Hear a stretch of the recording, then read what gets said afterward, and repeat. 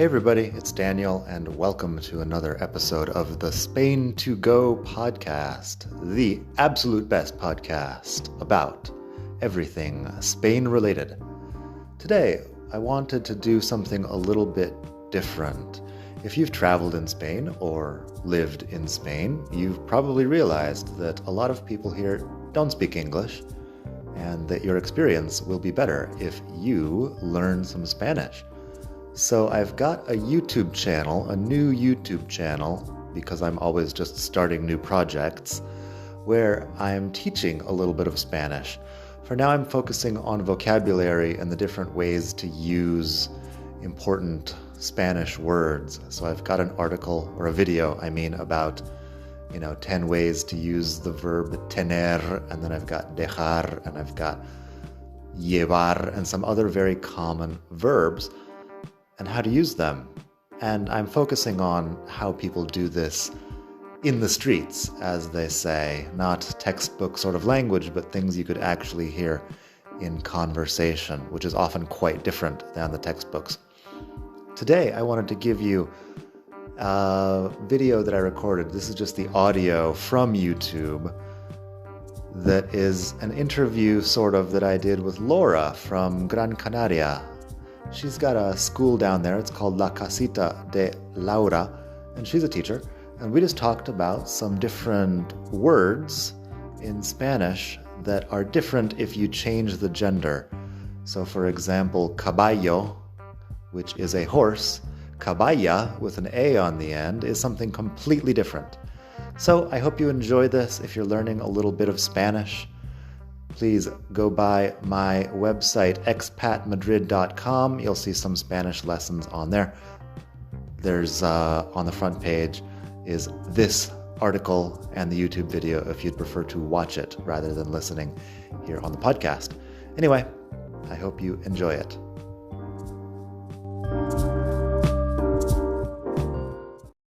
Hey everybody, it's Daniel. Welcome to beautiful Barcelona, my living room in beautiful Barcelona. I'm here today with a special guest, Laura. Laura, could you tell everyone Hello. about yourself? Hola, hola, hola a todos. Hello, I'm Laura and I'm in La Casita de Laura. I teach Spanish from beautiful Gran Canaria, and I'm here with Daniel to figure out some different meanings when the word in Spanish changes gender. And I'm glad to be here. Thanks, Daniel, for having me, because this is an interesting topic. Yeah, This thanks for joining me. Yeah. I'm pleased to be here. Yeah, so the topic we want to talk about is words that the meaning changes when you change from an O to an A on the end, when the word changes grammatical gender. If you are offended by parts of people's anatomy, maybe you should do something else instead of watching this video, because there's a couple of things here that might be offensive to some people. So yeah, go have a nice day if you don't want to hear about sexy talk, because there's going to be a little bit of that, but the rest of it is just going to be, animals and objects and things. And it's going to be useful. It's going to be useful. Yeah, it's very, like, a lot of these, you don't necessarily use them literally, but there's expressions and you can use them all the time. I've got a fly flying in front of my camera here. This is cinema verite for Spanish. So yeah, the anatomical ones, I don't necessarily use them literally, but there's expressions that you do use, and it's this kind of thing that regular people say all the time in Spanish. So it's important to know it. Anyway, exactly. Shall we begin? Yeah, I'm ready. All right. So first, Laura, can you tell me about caballo and caballa? Okay, yeah. El caballo is the horse. So it's the male horse. And we have a special name for the female horse. It's actually la yegua. So it's not la caballa. Exactly, la caballa is a different animal. Do you know the English word for caballa? Like a little fish. Well, it could be up to this size. It's like a mackerel, is it? Yeah, exactly. It's a mackerel. It's I don't know if it's very common in English speaking countries. I knew the word mackerel before moving to Spain, but I'd never seen one. It's just a fish that's got sort of a silver blue color to it, and it's good. It's cheap. You It's can buy it in tasty. any of our local markets. Yeah. So caballo as a horse and caballa as a mackerel is an interesting one. Also, it's interesting to me how in Spanish you're more focused on the gender of animals. In English, we do have a word for yegua, but I wouldn't necessarily use it. It's mare is the word, M-A-R-E. But yeah, in Spanish, you might be more prone to using the masculine and feminine for different animals. Yes, definitely, definitely. I And remember, I remember a friend of mine had una perra years yes, ago, and perro is dog, and perra is the female dog. You're not really changing exactly. the meaning; it just kind of sounds a little bit. I was a little bit offended the first few times she was calling her dog this, because for me, you don't use that kind of terminology. It's just a dog, and Exactly. you don't. You're not as Sometimes gender specific. the feminine word can be used among humans, among people, Mhm. to kind of insult a woman.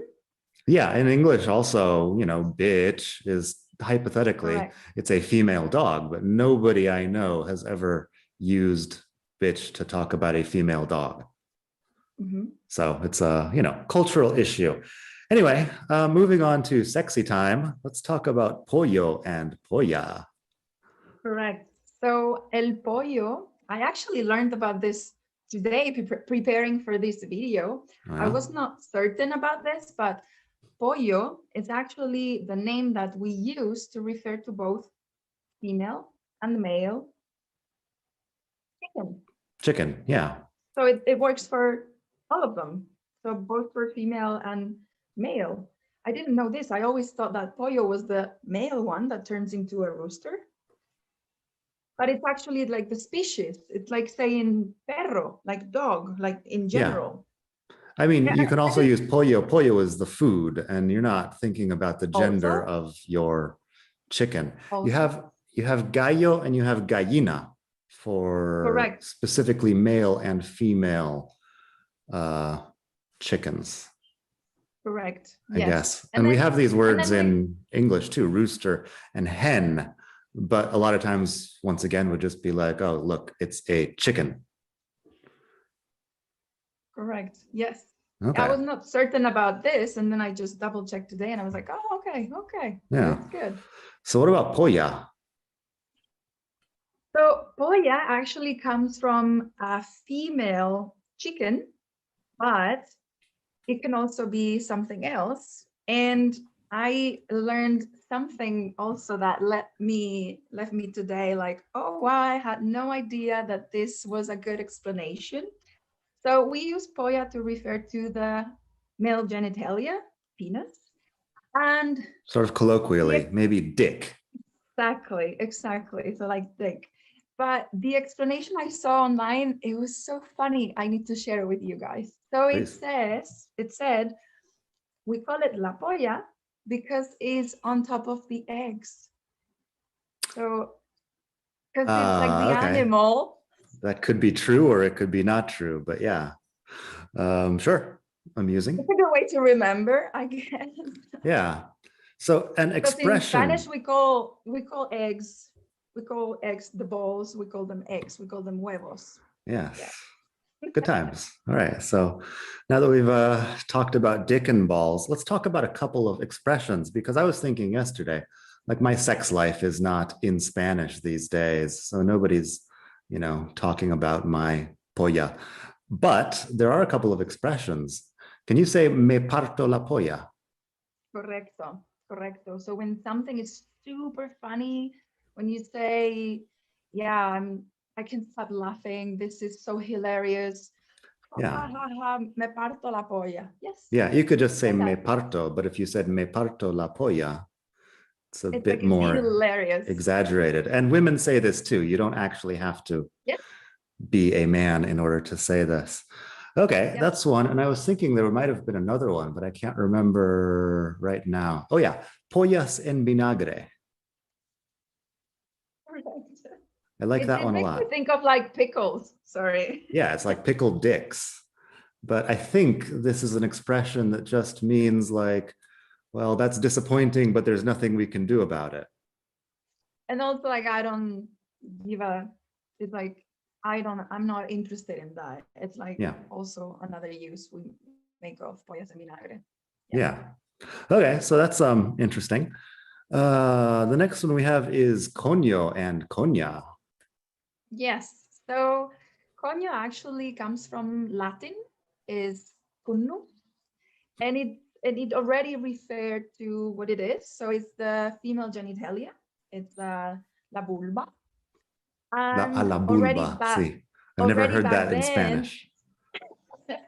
we should talk more about biology and these terms so we know what we're made of. Because Yeah, I sure. find that most taboos come from not knowing exactly what we're made of and Yeah. the parts of our body. So I have no taboos in regards to language and teaching new words and expressions. And I think it's interesting and important to know them, and especially the different connotations and uses that these words can have. So if they're used in a wrong way, so you know how to respond, how to react, not to Sure, yeah. like We get also have a hurt. similar word in English that's, very offensive, but comes from the same Latin root.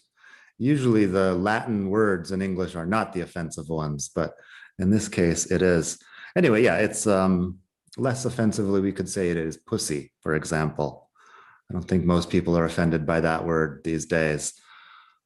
So that's coño, which once again, Yeah. I don't actually use that literally, but there are a couple. Is there an expression There's with? tons of expressions, and it actually can be used in many contexts. So it expresses happiness, anger, disapproval, uh, Happiness? something that yeah, it's like, how are you there? Like, long time no see. ¿Cómo estás? ¿Cuánto tiempo? So it shows like surprise or happiness. I would use it to express like, it's just like an exclamation. So you say like, déjame en paz, coño. Yeah, in that case, it's like you're angry or annoyed or Yeah. bothered by someone, so you want to just like make a statement there, and yeah, and it's like, It's like, so then it's like, God yeah, damn it. yeah. Something you say, it doesn't really mean anything, but you say it as an exclamation to add Exactly. emphasis. It has lost its meaning. No, its original meaning. Yeah, Almost completely, I would say. I don't think I've ever heard anybody using it to refer literally to a woman's anatomy, but No, that also has several different names. yeah, which we could talk about another day. But Sure. in the interest of brevity, let's move on to coña, which I don't know if this has a literal meaning. I've just heard it in a couple of expressions also. Yeah, so coña is like a joke. Okay. And we use it to say, estás de coña, like are you joking? Yeah. Or yeah, esa coña, or yeah. Ni de So like for a coña. joke. Also, not even joking. Ni de coña. Ni de coña. For me, ni de coña is like, no way. It's not going to happen. No way, Jose. Yeah. So like, Exactly. I ask you, are you coming to Pedro's birthday party? You could say, ni de coña. Like, definitely not. Exactly. Yeah. So, and then there's one other one that is coñazo, which I guess doesn't have anything to do with anatomy either. A coñazo is just like a difficult or boring situation, right? The boredom, yeah, well, qué coñazo. Okay. Esta clase de matemáticas es muy complicada, qué coñazo. Yeah, exactly. So that's kind of, it looks like it comes from one of these, but it's not, anatomical at all. Cool. Then I want to add, because Yeah. checking again, like getting more information about these words, how they're used. So I was prepared for this session. I came up with some people were explaining when we use some words and when we use others, and they were saying that the ones referring to women kind of were used with a negative connotation. So like a coñazo is negative, but then cojonudo, which comes from cojones, which is like balls, it's actually like de puta madre, amazing. It's awesome, no? Cojonudo. Well, then we've got de puta madre, which is about women, but it's very positive. So it is super positive, but it's also not really nice if you translate literally. Yeah, no, it doesn't sound very good if you translate it. But yeah, there's all kinds of, the supposed sexism of the Spanish language is a whole big topic. I'm not really well informed about it, but it seems like to me, anytime you can come up with some feminine sounding thing that's also really negative, there's also an opposite example of, something that sounds positive or whatever. And yeah, I don't know. What do you think? Checking again, I was also comparing other languages used, and actually in Italian is the total opposite. So like figa, it's like coño, and they use it as a positive thing. It's like amazing, great. Que figa, yeah. Que figa, and also cazzo, que cazzata is like what a silly thing, that's nonsense. Yeah. So it's interesting how languages use the words and the genders to give connotations. So that's another topic. Maybe we can do another video on that. Sure, yeah. And interestingly, there's a lot of words that are grammatically feminine to refer to male genitalia and words that are grammatically masculine to refer to female genitalia. So it's correct. A little arbitrary the way these, grammatical gender doesn't necessarily mean anything. It's just that's the way we say it because I agree. Because Latin 2000 years ago, probably. Yes. Anyway, let's move on to cuento and cuenta. Cuento is a story. El cuento is the story, yes. Or it could also be like a lie, depending on the connotation of the context. Yeah. So, no me vengas con el cuento. It's don't come with a story, which is normally like a lie or an excuse. Yeah, no me vengas con el cuento. I've never said that, but it sounds like don't give me these excuses or something. Correcto. Don't bullshit me. Exactly. Yeah. And then cuenta is? The bill. La cuenta, por favor. Oh, shit. I was thinking bank account, but that's also not. Also, yeah, la cuenta. Okay, yeah, of course. I've asked for la cuenta in a million different restaurants at this point, and it's always la cuenta, but I see this and I immediately think of your cuenta bancaria, which is a bank account. Correct. Yeah, so it's both another things. Meaning. There's also another meaning for jewelry. So for example, a necklace, if it's made of like little balls or like little beads, I believe. Beads. I forgot the word. So is that call those cuentas also? Like those are cuentas or beads. Okay, yeah. So that's a couple of things. Cuento for story and cuenta for bank account or beads or the bill in a restaurant. What about pulpo and pulpa? El pulpo es el animal que vive en el mar, que tiene 8 tentáculos, ¿no? Tentáculos. So it is the animal, ¿no? El pulpo is the octopus. Octopus, yes. Yep. And then we have pulpa. La pulpa, normally it's like the inside, the inner side of fruit. So, for example, la pulpa de la naranja. It's just the pulp, right? Yeah. Like if you squeeze the orange, you get the juice on one side and the pulp. Yeah. And you can get orange juice with pulp or without pulp. ¿Tú qué prefieres? What do you prefer? I don't drink orange juice.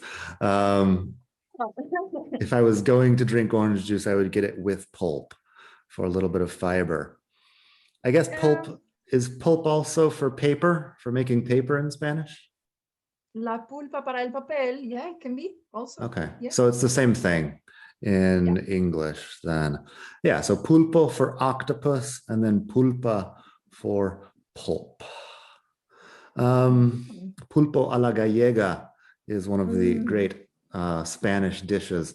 There's also other ways. I had some very good pulpo down there in Gran Canaria last year.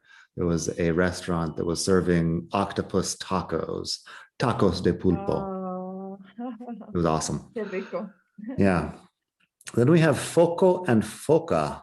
I'm not sure I know exactly what foco is. Is it like a spotlight in the theater? Correct. I was going to ask for like the right word in English. It could be the spotlight. It could also be the car lights. Like Oh, those are side focos, lights. the headlights on a car. Yeah.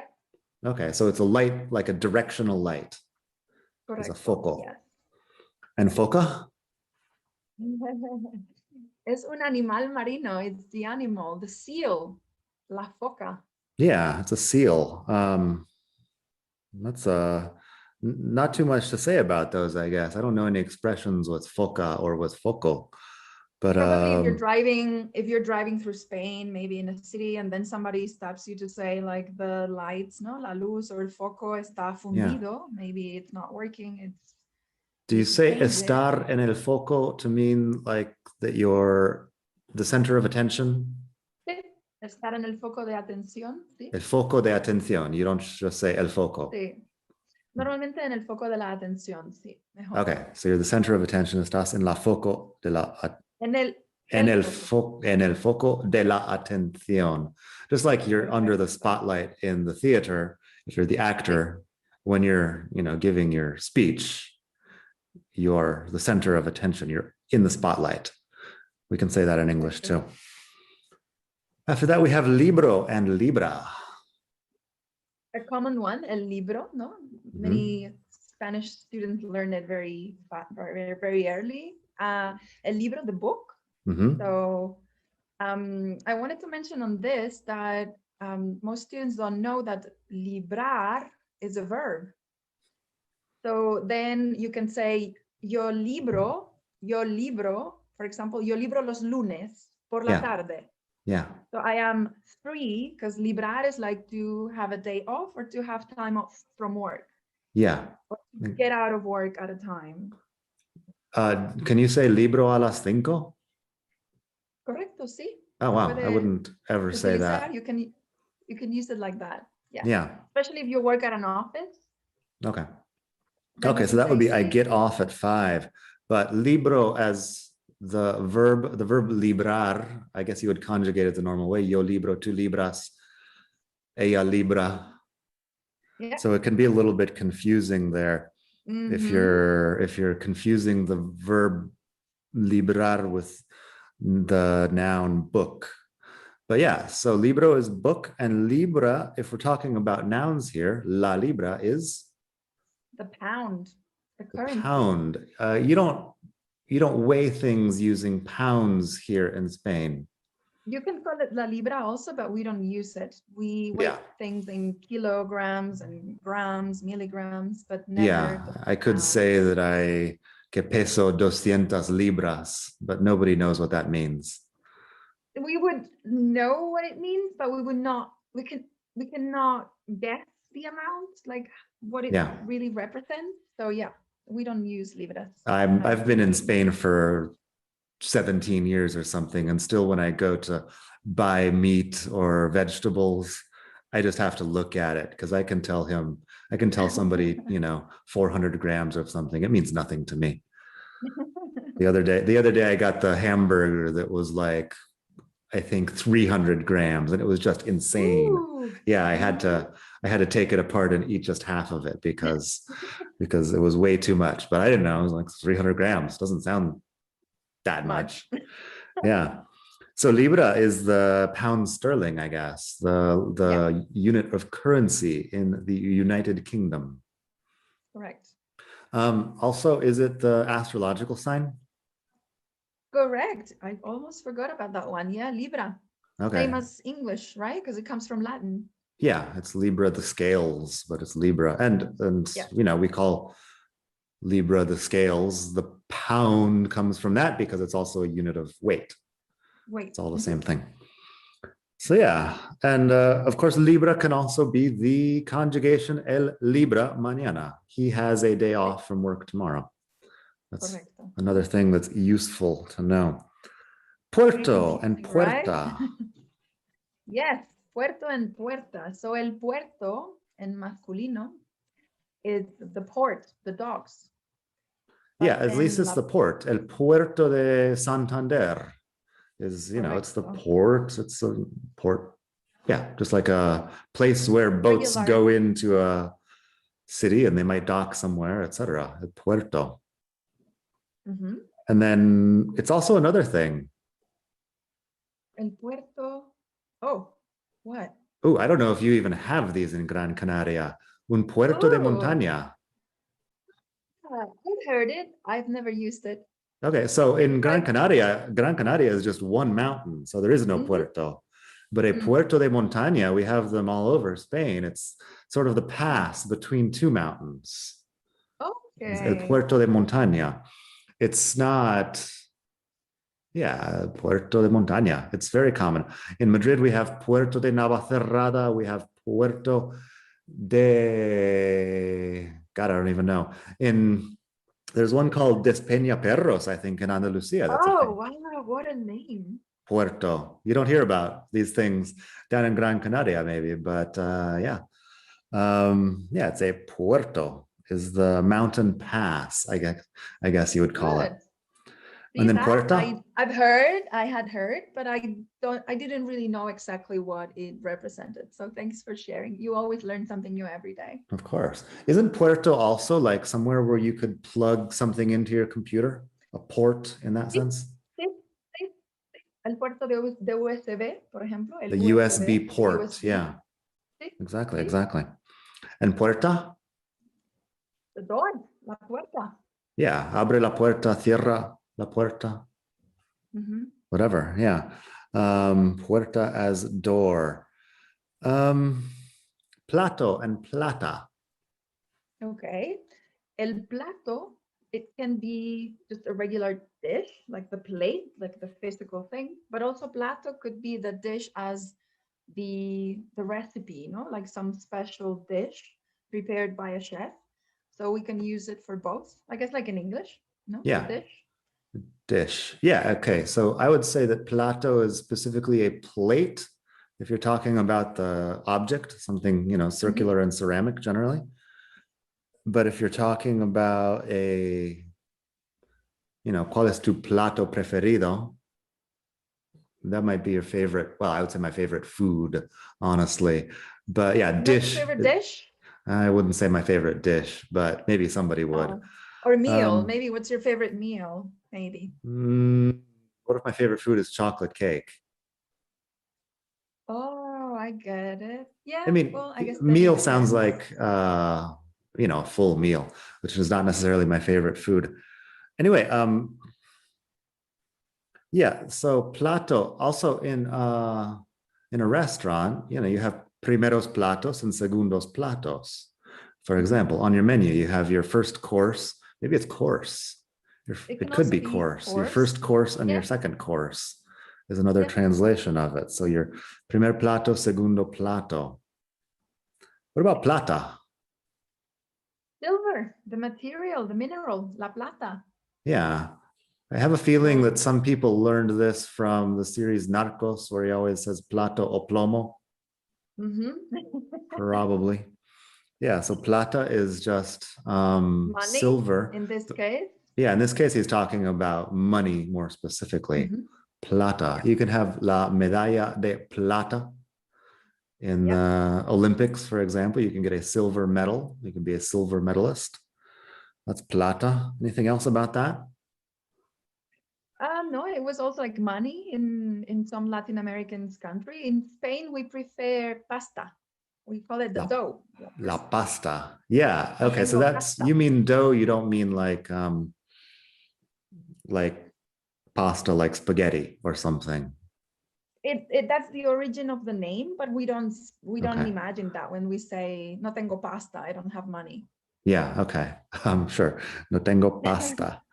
Yeah. So Plato and plata. Last one for today. I'm also not at all sure what the difference is here. We've got bolso and we've got bolsa. I think I just always use bolsa and because I think For they're pretty everything. similar, right? Mainly represents something where you can put things in, but bolso, it's in this case, it's interesting. It's a masculine term, but it's normally used for by women. So it's like a purse, like a women's bag. A woman's handbag is bolso. Yes, Okay, and bolso. bolsa is a bag in general? It's a bag in general, but mainly used for like plastic bags at supermarkets. Also, like the gym bag is la bolsa del gimnasio. It could also be bolsa. I would call that like a duffel bag, maybe. Um, And yeah, this there's is one one of more those. term. Hmm? There's one more meaning for la bolsa.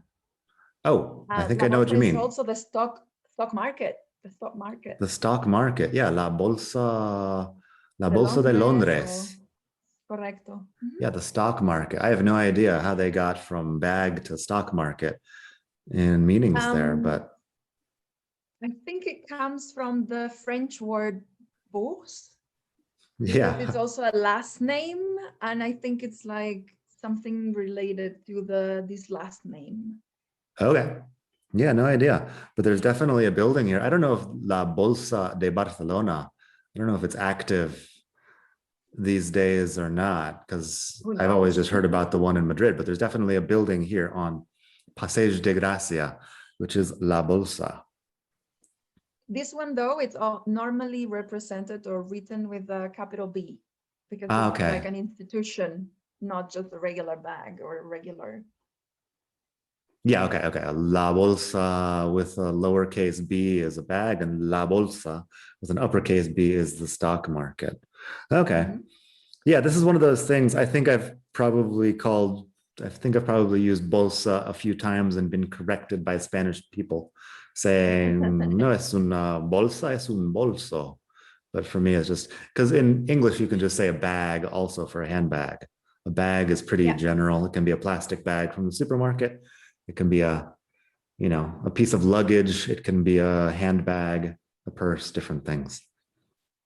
we have a word for everything. So like suitcase bag for traveling, it's la maleta, but Mm-hmm. then a backpack, like a bag that you carry with you is la mochila.